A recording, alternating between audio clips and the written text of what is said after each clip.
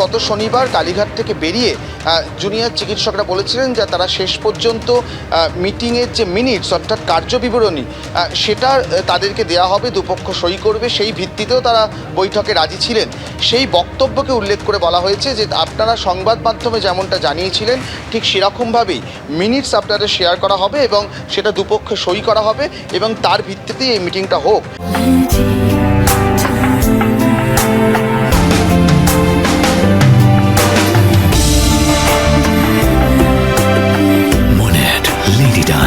French artistry in perfumes.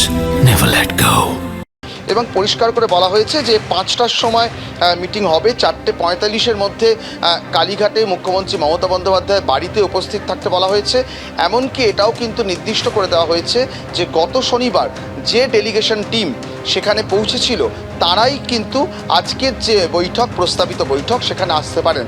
অর্থাৎ যে সংখ্যা নিয়ে একটা দ্বন্দ্ব তৈরি হয়েছিল নবান্নর মিটিংয়ে সেটিকে কিন্তু এড়িয়ে যাওয়া হলো। সেখানে পরিষ্কারভাবে বলা হচ্ছে কালীঘাটে যারা পৌঁছেছিলেন অর্থাৎ সেই সংখ্যাটা জুনিয়র চিকিৎসকরা 15 জন ডাকা হলো, তারা 30 জন পৌঁছেছিলেন, তারা প্রত্যেকে আসতে পারেন। সেই সংখ্যক ডেলিগেশন টিমকে দিয়েই 5টার সময় বৈঠক হবে। 4:45-এর মধ্যে কালীঘাটে তাদের উপস্থিত থাকতে বলা হয়েছে। আপাতত জিবি মিটিংয়ে ডিসকাস হয়ে যা ডিসাইড করা হবে তার সাথে সেটাকে আমরা সাপোর্ট করব।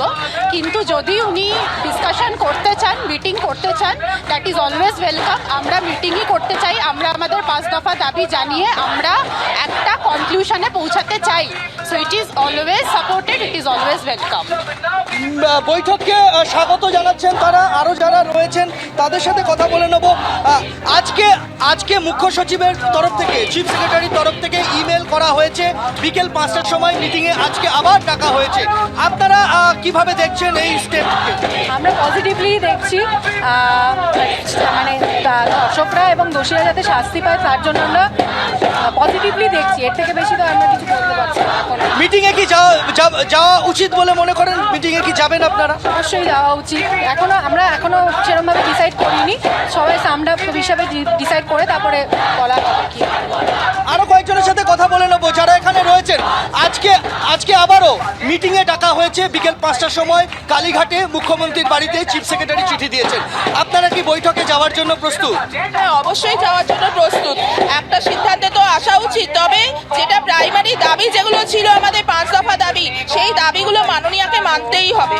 এবারে লাইভ টেলিকাস্ট হবে কি হবে না সেটা একটা এখন বুঝতে পারা যাচ্ছে না, কারণ আগের দিন এমনই সিচুয়েশন হয়েছিল, বাধ্য হয়েছিল আমাদের রিপ্রেজেন্টেটিভরা বলতে যে মিনিটসে তারা স্যাটিসফাইড। এবার সেটা এক্স্যাক্টলি কি হবে সেটা আমি এক্ষুনি বলতে পারছি না, তবে আমরা চাইবো প্রত্যেক জায়গা থেকে স্বচ্ছতার জন্য হয় লাইভ স্ট্রিমিং নয় দুপক্ষ ভিডিওগ্রাফি যেন অবশ্যই করা হয়। আমরা মানে মিটিংয়ের জন্য ইমিডিয়েটলি প্রস্তুত, বললে আমাদের রিপ্রেজেন্টেটিভরা এক্ষুনি যেতে রাজি। এই অচলাবস্থা এক্ষুনি কাটার প্রয়োজন আছে, কিন্তু তার সঙ্গে যেটা প্রাইমারি দাবি আমাদের বিচার চাই, আর তার সঙ্গে হচ্ছে ডিএমই ডিএইচএস বিনীত গোয়েলের পদত্যাগ চাই চাই চাই। সেই আন্দোলনকারী জুনিয়র ডাক্তার তারা কিন্তু স্বাগত জানাচ্ছেন এই পদক্ষেপকে। আজকে চিফ সেক্রেটারি চিঠি দিয়েছেন, আজকে আবারও মিটিংয়ে ডাকা হয়েছে। আপনারা কি যাওয়ার জন্য প্রস্তুত? কি বলবেন? হ্যাঁ, দেখুন, ডেফিনেটলি আমরা চাইছি যে একটা আন্ডারস্ট্যান্ডিংয়ের মধ্যে আসতে। উনি আমাদের ডিমান্ডগুলো শুনলে আমরা নিশ্চয়ই সিজওয়ার্ক তুলতে রাজি আছি, কিন্তু একবার ওনাকে আমাদের ডিমান্ডসগুলো শুনতে হবে এবং অ্যাকশন নিতে হবে। কারণ এতদিন রাস্তায় থাকার পরে যদি আমাদের ডিমান্ডসগুলো না মানা হয় তাহলে এটার মানে জাস্টিসটা কোথায়? অর্থাৎ তারা প্রস্তুত, তারাও চাইছেন এই বৈঠক হোক এবং একটা সমাধান সূত্র বের হোক। সামগ্রিকভাবে এটাই তাদের প্রাথমিক প্রতিক্রিয়া। একেবারেই, অর্থাৎ চিকিৎসকরা তারা কিন্তু অপেক্ষায় রয়েছেন এবং তারা ইতিমধ্যেই বৈঠক শুরু করেছেন।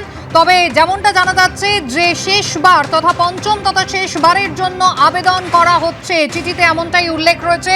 ফের সুপ্রিম কোর্টের নির্দেশিকার কথা উল্লেখ করে আন্দোলনরত ডাক্তারদের চিঠি দিল সরকার। বিকেল 5টায় কালীঘাটে মুখ্যমন্ত্রীর বাড়িতে আমন্ত্রণ জানানো হয়েছে বৈঠকের জন্য। তবে স্পষ্ট করে দেওয়া হয়েছে বৈঠকে কোনো ভিডিওগ্রাফি হবে না বা লাইভ স্ট্রিমিং করা হবে না, যে মিনিটস তা কিন্তু শেয়ার করে দেওয়া হবে, এমনটাই নির্দেশিকায় স্পষ্ট বক্তব্য।